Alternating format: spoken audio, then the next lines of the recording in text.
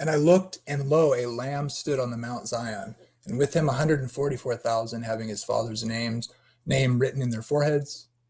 And I heard a voice from heaven as the voice of many waters, and as the voice of a great thunder. And I heard the voice of harpers harping with their harps. And they sung, as it were, a new song before the throne and before the four beasts and the elders. And no man could learn that song but the 144,000, which were redeemed from the earth. These are they which were not defiled with women, for they are virgins. These are they which follow the Lamb whithersoever he goeth. These were redeemed from among men, being the firstfruits unto God and to the Lamb. And in their mouth was found no guile, for they are without fault before the throne of God. And I saw another angel fly in the midst of heaven, having the everlasting gospel to preach unto them that dwell on the earth, and to every nation and kindred and tongue and people, saying with a loud voice, Fear God, and give glory to him, for the hour of his judgment is come, and worship him that made heaven, the earth, and the sea, and the fountains of water. And there followed another angel, saying, Babylon is fallen, that great city, because she made all nations drink of the wine of the wrath of her fornication. And the third angel followed them, saying with a loud voice, If any man worships the beast in his image, and receives his mark in his forehead or in his hand, the same shall drink of the wine of the wrath of God, which is poured out without mixture into the cup of his indignation, and he shall be tormented with fire and brimstone in the presence of the holy angels and in the presence of the Lamb. And the smoke of their torment ascends forever and ever, and they have no rest day or night who worship the beast and his image, and whosoever receiveth the mark of his name. Here is the patience of the saints. Here are they that keep the commandments of God and the faith of Jesus.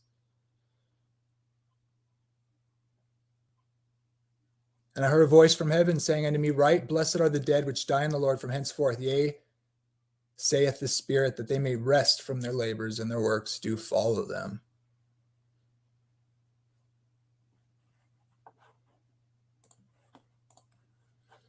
The basic motif of the threefold message of Revelation 14 is that of restoration.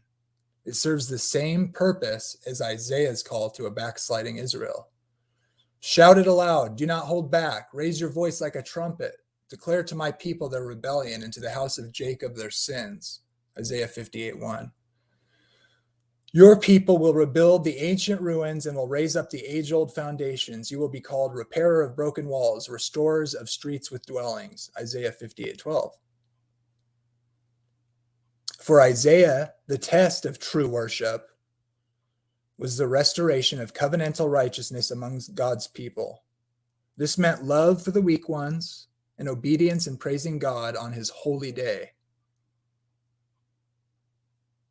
Isaiah 58:13 and 14. In the time of the end, heaven pleads one more time with his backsliding people to meet the challenge of usurpation and substitution with the call for restoration and restitution. It calls for a revival of the commandments of God and the gospel of Jesus Christ. This is the final call for return to biblical truth and authority. Scripture must have the last word in determining the will of God. All certainty of religious truth depends on whether the scriptures are accepted as the authoritative revelation of God's will. They are the standard of character, the revealer of doctrines, and the test of experience. Ellen White, Great Controversy.